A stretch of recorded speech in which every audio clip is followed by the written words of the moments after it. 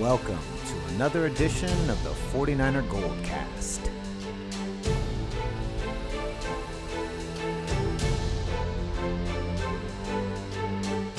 San Francisco, are you ready?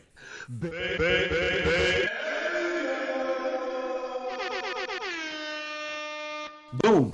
I'm your host, Rudy Solis III, and with me is my brother, my co-host, Raymond Solis the First, baby. And our Los Angeles co-host, Lewie B. Back in the mix. Back in the mix. Back in it. All right, so gentlemen, this is I guess a front office edition of the 49er GoldCast. Well, first, we missed last week, and so we thought this week, what better way to make up for last week than to deliver not one, but two podcasts back to back, day to day. So you're going to get jam-packed with 49er GoldCast goodness today. Literally back to back. We just recorded and published yesterday. Yeah, actually about almost 24 hours ago at this exact time yesterday. So we first of all, yesterday we reported the article about Jed York possibly being removed from his position without getting fired. And then Raymond, let's talk about what drops today. So today, posted by Mike Florio of Pro Football Talk. Actually, this was posted yesterday, late in the afternoon. The Jason LaCanfora piece that came out on Sunday that said Jed York would be out, wouldn't be involved in football operations. According to a source with direct knowledge of the situation, none of those things will be happening. Jed York won't be leaving the football operation. His parents, Denise and John, won't be replacing him, and the team won't be hiring Mike Shanahan in any capacity. Now, the Mike Shanahan thing was actually more just a hypothesis, like, hey, this might be, and most of that came from Kevin Jones, at least the stuff that we talked about yesterday. That was Kevin Jones just kind of throwing a theory out there, like, hey, what if the two Shanahans came in? You have Mike Shanahan, who's not so good as a coach anymore, but is still really good at evaluating talent, and his son, who's now an up-and-coming name within as an offensive coordinator. So that's that. And the article also said that Mike Shanahan could be the likely source that leaked this information in the first place, simply to get his name thrown back into the mix. In the wake of the last few games of the season. So I don't know. Take that for what you will. I take it with a grain of salt. So at least because we don't have any proof. No, unless somebody grows a pair and throws a name down, we will never know. Okay, here's the thing. First of all, now, Louis, I do want your outsider perspective on this. I don't think you get rid of Jed York, and I think that it's false. And I'm going to hope on the side that it's false. Now, again, like I said yesterday, Jed York has made a lot of mistakes. No question. He got rid of Harbaugh. That was a bad deal in exchange for Balky, and that has clearly not panned out for us in the long term.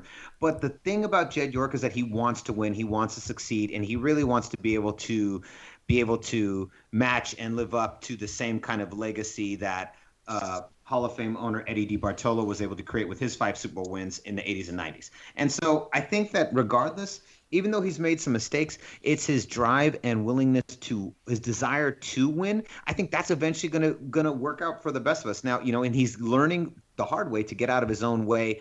What do you think, Louis, looking from the outside in? I mean, do you think that getting rid of Jed York is a smart decision? I mean, something has to happen, I think. Obviously, that's pretty clear. I mean, are you guys at now 12 straight or 11 straight? 12 straight. 12 straight. I mean, something has to happen. I don't personally know what would be best. I mean, it's hard for me to say that Jed York should stay just because of the turmoil that your guys' roster is in. So it's hard for me to kind of say. I think it's a tough situation. I think that the turmoil that your guys' roster is in, something has to happen, and I think that Jed York, because it's Chip Kelly's first year. You can't fire another coach in his first year back-to-back seasons. It just won't. You can't do that. Don't you think Chip needs a second year at least, right? No, I think it's only fair to give any coach more than one season. I mean, barring Tom Sula, that wasn't going to work regardless. Although the Tom Sula season is looking like a sparkly time in your guys' life compared to what's happening right now. But I think that most coaches should get 2 seasons. It takes time to build into, to build something into a team and into a franchise and start something. So I think that he should get another year. But I mean, do you think the Niners fan base is going to be happy if you guys just leave everything the same? Because barring, I know you guys had injuries and that definitely did hurt your guys' defense, but it wasn't like you guys were like on some winning streak and then the injuries happened, you guys lost. Like you guys have been losing since the Rams game, even when the injuries weren't happening. So I think that's, I mean, I wouldn't be against Jed York getting fired, but I mean, if you guys want to stick it out one more year with him and just maybe, I mean, you never know. I thought you guys had a good draft, so maybe you give Jed York another year. And I mean Trent Baalke. You mean Trent Baalke? I'm sorry. Yeah, I'm sorry. Sorry, Baalke. Yeah. I'm sorry. I meant Baalke that whole time. Sorry, guys. That's all right.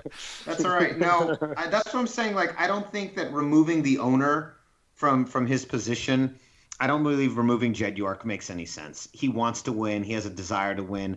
I see. I'm in disagreement. I think that you do. I think getting rid of Trent Baalke is probably the best thing you can do. I think he's the only piece that you can move at the moment.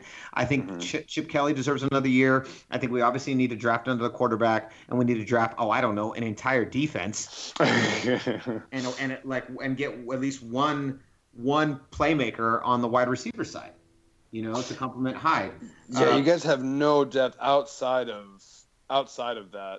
Outside of Hyde, you really just don't have anyone. I like that you guys locked up Vance McDonald. I think he's a big play tight end. But dude, you can't. I mean, Vance McDonald and who's now on IR aren't gonna. Yeah, who's now on IR.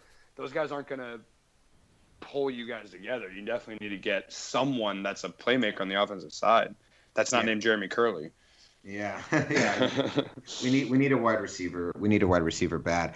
Raymond, going into that, talking about the injuries, we were speculating about this yesterday, and now we have confirmation.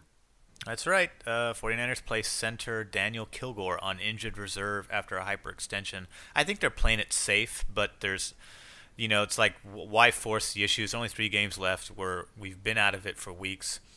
This guy just came back from a broken leg injury the 2 years before. So at this point, you want to preserve whatever's left of his potentiality, because this guy did study on Jonathan Goodwin back when we were winning in 2011, 2012. So he's on IR. We promoted Alex Balducci from the practice squad.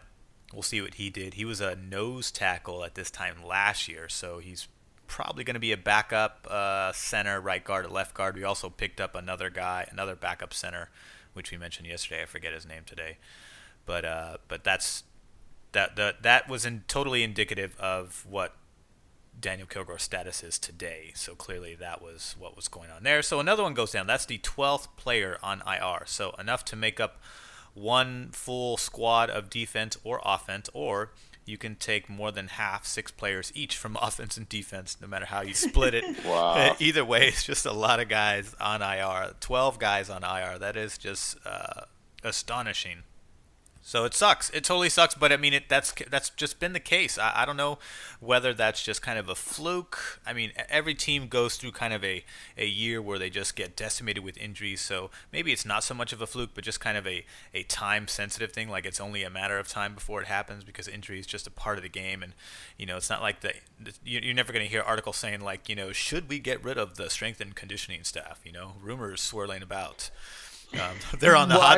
They're on the hot seat. They're on the hot seat. That's not a bad option, man. Right? That's not a hot take. That might be the realist. Yeah, that's a realistic thing. You guys just need a new wellness center and a rehab center. Something, yeah. And Kelly's supposed to be a big proprietor of all of that stuff. He loves the latest technology in sports medicine. He loves the latest technology in sports recovery, all that stuff. So whether that's taken shape or not, I don't know. I just know that it's clearly the same staff that they've had the last few years. So they dodged a lot of bullets when they were under Harbaugh, but the last 3 years it's all come back to bite them. And it hasn't bitten the guys that were good that we used to play with. It's bitten everybody, including the last remaining good players that we have. Yeah. Yep. All right. So moving on. Ding dong, the witch is dead. The witch is dead. The witch is dead. Jeff Fisher is gone. I'm melting. How do you feel? Oh my God, you guys have no idea, man. You guys do have an idea? Because there wasn't one person that wanted Jeff Fisher to stay, whether they're a Rams fan or not.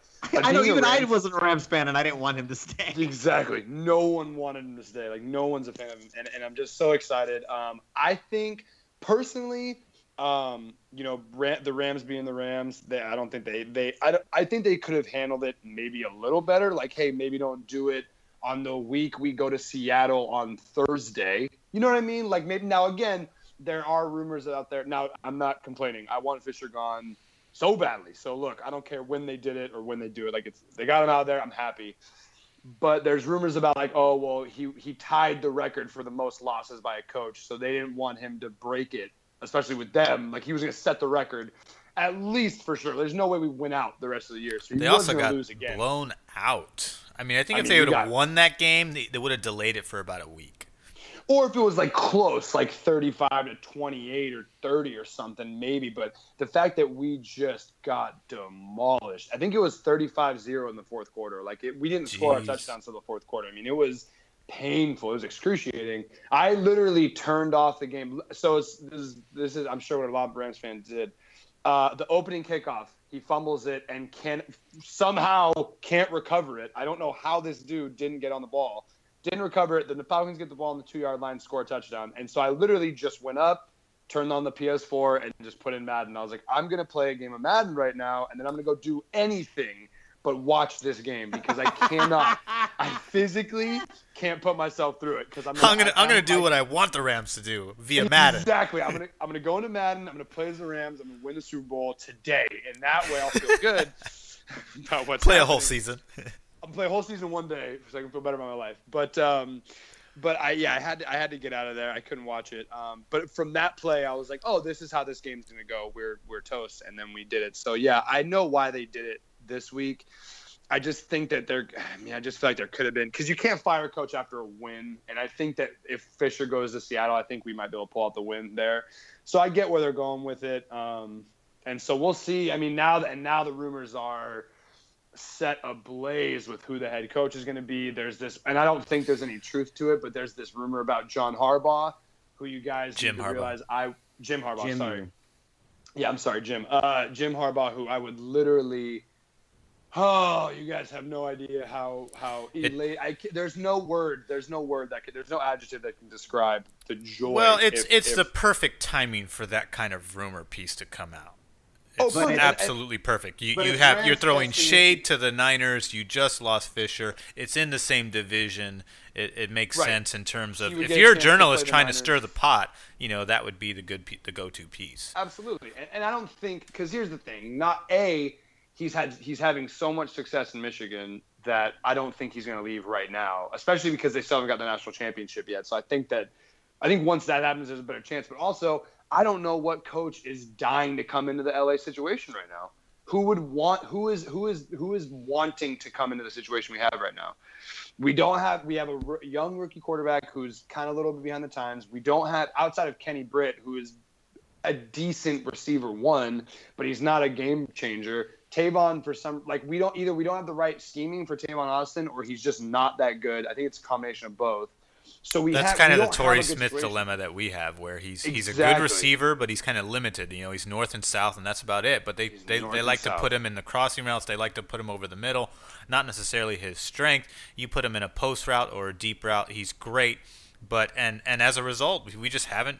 He's been underutilized for 2 years. Two years of his career have really kind of gone to waste because he just doesn't fit what we're trying to do. We're trying to do the West Coast offense, for God's sakes. He fits in with, that's New Orleans, New England. That's where Torrey Smith belongs. Oh, he would crush it there, absolutely.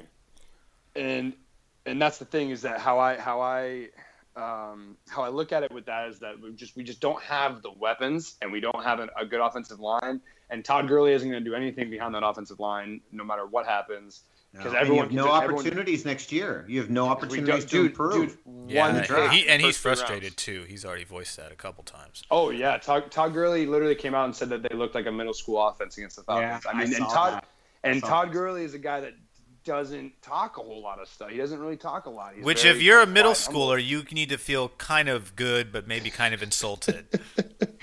I don't know whether you should feel great or insulted as a middle schooler. Yeah, I don't know. You're like, yo, NFL players be talking about our type of offense. Yo, we're like as good as the Los Angeles Rams. And then Yeah. when you say that, you're like, maybe we're not that good, I guess. But so yeah, I think that honestly, I think it's going to be really hard to get a head coach. I definitely don't think Harbaugh's going to come. No, I just don't. It's going to be. I'd be curious to know. Michigan, and it's not going to happen until after he will come. Mark my words. Jim Harbaugh will come back to the NFL one day to torture us all, but it's going to be after he wins the national championship. That's what I mean, yeah, and that's what I'm saying. I think that because now they're out of Michigan and going to the playoffs. I'm pretty sure. I saw that. Yeah. Yeah, they're not going to make it to the playoffs. So he's for sure going to be Michigan at least another year. I think how it is with him is that he's going to win it. He needs to win a national championship in Michigan, and I think if they won, then I could see a potential. I don't think he'd go to the LA Rams, but maybe coming somewhere to find a team. Because I think here's the thing is that coaches aren't dumb. They see our team. They see, okay, I have one pick in the first 3 rounds next year. I have a pretty bad offensive line. I have Jared Goff, who's going to take a lot of development, a lot of work, not a lot of players, not a lot of game breakers on offense, a defense that has 0 secondary. Like, coaches aren't dumb. They're not like, oh, well, I can fix them. They're like, no, I'm not going to put myself in that situation. That's a terrible situation to go in. And here's the worst part, though. Here's the part that I think is the saddest for your guys' fan base is that we knew this when they made the move for Jared Goff. We knew this is exactly where they were going to end up. And I know as a fan, you were like, I got to stay hopeful. But I hear what you guys are saying. And we were telling you ad nauseum, we're like, dude, not only is it going to suck, if he's not good, you guys are so screwed. Because even if he is good, you can't put a team around him. There's nothing, no matter what you do, you cannot do anything. This situation only implodes on the Rams. Like that's a situation where you have to fire the GM too. Because that was super stupid. You fire Jeff Fisher today and you fire your GM at the end of the season. Was it him and Fisher that had control over player personnel or just the GM? Well, so Fisher came out at one point and said that all decisions start and end with him. I think honestly, and there was reports too that him and Stan Kroenke had a meeting after the Falcons game and it didn't go very well, and that was another factor of why they fired him at the time they did. But I don't think that they were getting along very well. I mean, even though they just extended his contract, which was just a week after they did it. It was so dumb. It was weird. That was weird. That whole thing was super. Well, they talked about the contract extension in the offseason, and then I think there was some kind of solidification that happened the few days before he got fired. Yeah, there was some sort of solidification when they lost their 4th straight game. They're like, well, maybe this is the time that we should extend his contract. So no clue why that happened at the time it did. But yeah, I feel like they were obligated to, though. I feel, you know what I think? I think like that. I think that deal was already inked in the summer, and that they had some type of obligation. Like I don't think they could have gotten out of that contract. I think that contract was already inked, and so they're like, we might as well just get this out of the way because people are going to know about it. I see what you're saying. That's fair. Yeah, that's a fair point. And I think that, so that's the thing is that I think that they both have a say in the roster options. And honestly, yeah, I wouldn't be. They're talking about Les Snead's future. I really think, I like him, but I really think he should be gone because, I mean, dude, the moves that we've made in the last couple drafts, outside of literally, I think it was 2 years ago, it was the draft 2 years ago, the 2014 draft, when we picked Greg Robinson and Aaron Donald with our first 2 picks. We had 2 first-round picks. I thought that was awesome. I think that was a good draft that we had. I think that was awesome. But, I mean, look at the year before that, we picked Tavon Austin with the number 7 pick, and then last year, we trade up 15 spots to take a quarterback that probably was going to be there at pick number 9, 10, or 11. It just not good drafting whatsoever. And so I think that I'm happy Fisher's gone. I think Les Snead should be gone. I don't think he will this year. I think we're going to hold on to another year. But, man, I mean, it's brutal, bro. We have no secondary. Janoris Jenkins decides that now that he's gone from the Rams, he's going to perform at a really high level of play, which I hate watching week in and week out. That's the thing, dude. People and I love it. And Raymond, you actually called this in the offseason, and I was one of the opposing factors on it, or opposing voices, because I didn't agree with the fact that we quote unquote lost a weapon. Janoris Jenkins, if you look at his last 2 years of productivity, he was Tremaine Johnson became the cornerback 1 in our defense. He outperformed him because he was terrible. There's literally a picture of Des Bryant 30 yards away from the Rams defense on like not like he caught it and ran. He was running down the field to catch a pass, and there was not a Rams defender within 30 yards of him, and Janoris Jenkins was on him. I mean, that is unacceptable. I don't care if that's just one play. That's terrible, and that was a common thing. He was such an aggressive corner that he would constantly lose receivers. But now he's in New York, and he's thriving, and that bothers the shit out of me. So I think because, it's like the guy, he's still a young player. So the problem to me from the outside looking in wasn't necessarily that he was a liability. He was a liability because he's not given the right discipline, because he's constantly looking for that big pick play. He's got that Dion mentality where the only difference is Dion could do it at the drop of a hat. And Janoris Jenkins is still trying to find that part of himself that can consistently do that. But the best corners don't always sit back for a pick. The best corners just sit and cover. And time and discipline is a byproduct. The pick is a byproduct of that, of consistently refining that technique. And he's totally pulling that off in New York. But at the same time, to be fair, New York has a much better supporting cast. So there's much more pieces in that system that are doing what they're supposed to be doing, that is also helping him succeed, not just him sort of having different coaching, better coaching, which is also part of it too. So it's a combination of a few things happening. I agree with that. I agree with that 100%. And also, because you got to look at the fact that in the Rams defense, it was literally him and Tremaine Johnson. And Tremaine Johnson has been riddled with injuries. So a lot of times it was just him. And you look and there's no safety help, as opposed to you go to New York. And I can't think of the guy's name right now, but he's the safety. Collins, Landon Collins in New York, the safety that is just balling out. I mean, he might have a defensive player of the year type of season right now. He's killing it.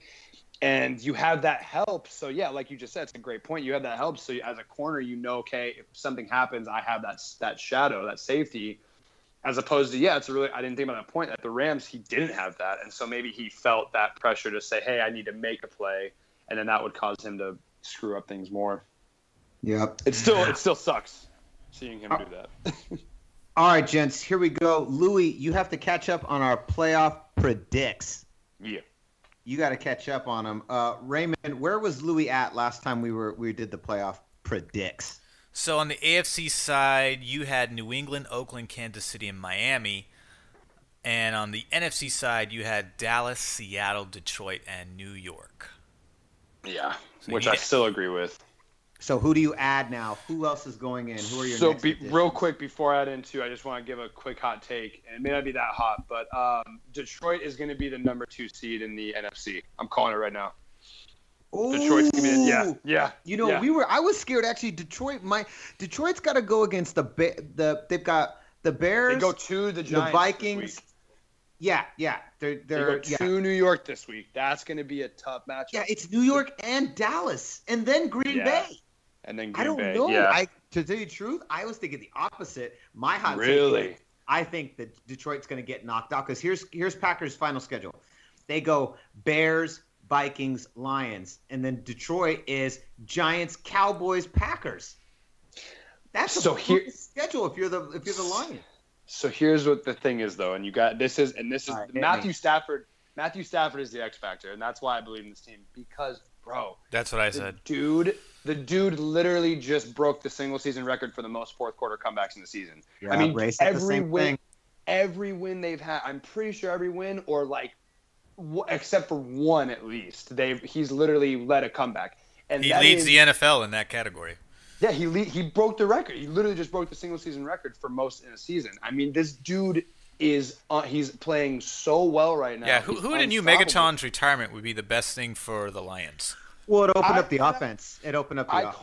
I was talking to my brother about this back in the summer, and I said because we were talking about the fantasy draft, and I said I'm eyeballing Matthew Stafford, who, mind you, is the number, I think, 6 or 7 quarterback right now over the season. I'm just patting my own back for a second. But Matthew Stafford, I was like, Calvin Johnson leaving is going to be the best thing for him because now he's not just going to sit back there and just try to force the ball into double and triple coverage. He's going to spread. And you watch, I mean, he's spreading the ball around. every game 6 or 7 receivers have at least a reception or two. Like, he's spreading it around so much that it's hard to stop this team. And he's running the ball a lot. He scored the game winner on a rushing touchdown. Like, that's why I see this team as the number 2 seed, because the NFC is so wide open right now. And Dallas losing a game helps for sure. And I will say Green Bay, and that leads into my next segment, is that I think Green Bay is my number 5 seed in the NFC. I think everyone, and I'm one of them, Rudy and I are always on this train of, I think they are overhyped and they're overrated, and I think that they're not a Super Bowl caliber team. But the way they're catching fire right now at like the perfect moment. And so I think Green Bay could be a hard out. It could be a hard out. They have to win their next 3 games. They have to win, yeah. And I think the way that Aaron Rodgers is playing, and I think that their schedule, they play the Bears, they play the Vikings, and you said Bears, Vikings, and then the Lions. Lions, yeah. Yeah, you know what? I think they beat Minnesota. I don't see them beating Detroit. But so here, do you guys see the Lions getting out of?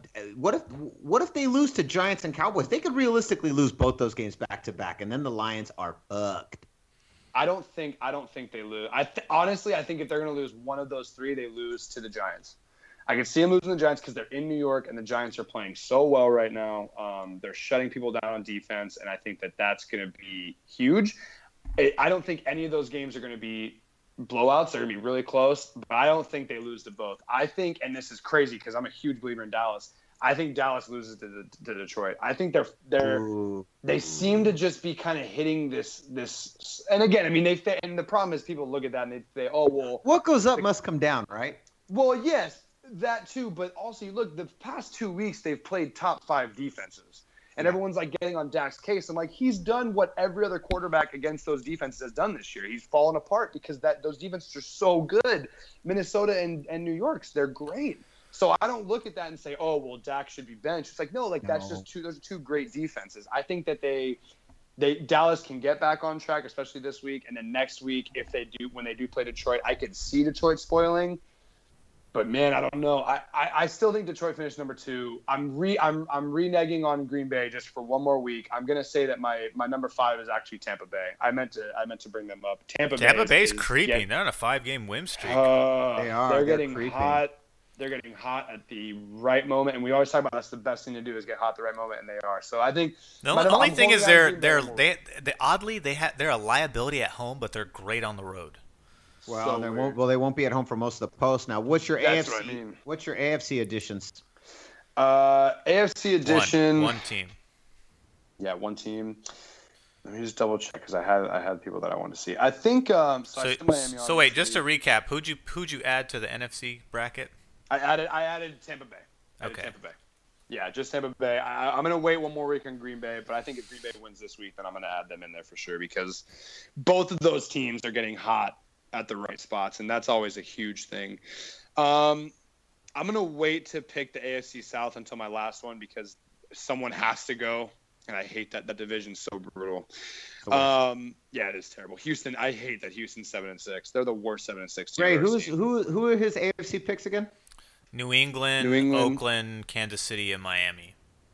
And then I'm gonna say Pittsburgh. I think Pittsburgh is going. I think now that Baltimore lost. Yeah. Man, that my Baltimore pick was looking so clean until that loss yesterday. Now I'm looking like an idiot. I'm just like, damn it. Well, how many division games do they have left? Because the Ravens are still undefeated in the division. They're just terrible on the road. That's been their Achilles heel this season. I mean, so you go Pittsburgh, all right? I'm saying Pittsburgh. Yeah, I think so. Just because they're winning. Le'Veon Bell is just unstoppable. I mean, Ballin'. Yeah. When he's healthy, he's like one of the best backs in the league. He is. No, he is. I think honestly to God, I think he's the best running back in the league when he's healthy. Absolutely. So, and just real quick, Baltimore goes. They play Philly this week, so they definitely get a dub there. But then they go to Pittsburgh and they go to Cincinnati, which is why I think that because Pittsburgh and Baltimore will play each other next week, and I think that's where you see Baltimore clinch the division because I don't think Baltimore gets the Pittsburgh. I'm sorry, yeah, I don't think Baltimore gets the win in Pittsburgh there, and then they go to Cincinnati. I don't think. I think I'm going Pittsburgh. Nice. Well, we're gonna find out Quite a bit of shakeup in the NFC West and rumors of shakeups. I think in the end, I think Jed York stays. Jeff Fisher finally is gone. And this good job, man. Well done. Well done. You should be happy.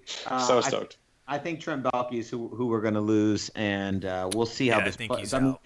The NFL is, man. These teams actually match up so well. The playoffs, anything can literally happen this year. There is no clear. The only two teams that really to me pose real threats, I would say, are New England and still Dallas. I know Dallas lost to New York, but I still think Dallas is the clear-cut favorite in the NFC. But it's pretty. I mean, Kansas City can ruin some lives, and New York can ruin some lives right now. So agreed. Well, the thing is, that's the beauty of the New York Giants Cowboys game is that now that they've lost, their Detroit and Minnesota, they both have comparable defenses to New York, albeit slightly not as potent. But Detroit is coming up on the Cowboys' schedule, so now they have the beating formula that New York used, and they're gonna. This is the NFL; it's a copycat league. They're gonna take notes from that game and utilize them against Dallas. So picking that game as an upset is not too far of a stretch, considering that Detroit Lions do have a decent defense and that they have the winning formula from the Giants game. Yep. And I know we're wrapping it up right now, but I'm just going to say my last hot take because I've been missing the podcast here and there. So I want to leave a lasting impression here before the season ends. I'm calling it right now, man. I know that we said Seattle's the front runner outside of Dallas, but I'm saying in the NFC Championship, New York goes to Dallas. That's NFC Championship. And the AFC Championship is going to be Kansas City in New England. And that's going to be the two matchups. Yeah, I think those are the two matchups, which is going to be the two greatest games ever if that happens. Oh, yeah, I would love to watch those games. Yeah, I would too. I agree. I totally agree. Those are my picks. Yep, I'm thinking that's it too. Hey, Raymond, where can they find us? You can like us on Facebook at facebook.com/49ers GoldCast. That's where all of our articles go. Everything that is also posted on Facebook is also posted on Twitter. So you can follow us at 49ers GoldCast. That's 49ers GoldCast, exactly the way it sounds and exactly the way it's spelled. You can also subscribe to us via iTunes, YouTube, and Stitcher. That gives you access to the actual show, the show you're listening to right now. So you subscribe to those or share it, people are going to have access to this show. So there's a couple different places. You want to get the articles, you want to interact with us. Facebook and Twitter are the places to be. You want to be on the know with the show, then definitely get in touch with Stitcher, iTunes, and YouTube for all of that information. And we're going to be adding a new podcast leg. We'll be showing up in maybe one or two more places, guys. I'll keep you guys abreast on that probably in about a couple weeks here. We'll have 4 different places you can subscribe to the 49er GoldCast. 4 different places. Don't forget that we're rebranding in January and covering the Warriors and the Giants. And we're going to be sprinkling some MMA in there. You will start to hear 1 or 2 podcasts between now and the full rebrand in January. You're going to hear some podcasts that are not just 49ers centric that will be talking about those other teams. Like I said, we're going to do Warriors, Giants, MMA, maybe a little WWE. You never know. Yeah. And I give a special shout out to everyone who has been contributing to the articles and engaging in conversation. That's always really fun to interact with you guys. So just a few names here: Corey Bothwell, Craig Smith Jr., who we mentioned yesterday, as well as Mark Saldana, who's all over everything. He's awesome. He is. Yeah, Mark's great. Javier Casillas, great job. Frederick Freddy, Joe Fitzsimmons. Who else? Robert Earl Eddy. That's a new fan. Thanks for joining us. Jorge Arredondo. Awesome. Thank you guys for contributing. That is really awesome for you guys to interact with us. We love to do it. You're mostly interacting with me. I do handle the Twitter and Facebook. So when you guys do see replies from us, it's mostly me you're interacting with, i.e. That's right. Yeah. Raymond, where can they find you? You can find me on Twitter, mostly at Ray Solis. Louis, where can they find you? From Instagram and Twitter at actually Lewie B. Boom. And you can find me at Rudy Solis 3rd, Rudy Solis 3RD. So concludes another edition of the 49er GoldCast. We are the voice of the faithful. I'm your host, Rudy Solis 3rd, and with me is my brother, my co-host, Raymond's at least the first, baby. And our Los Angeles co-host, Lewie B. Boom! We'll see you next time. Same GoldCast time, same GoldCast channel. And we out. Bam. Man, we got this to a science.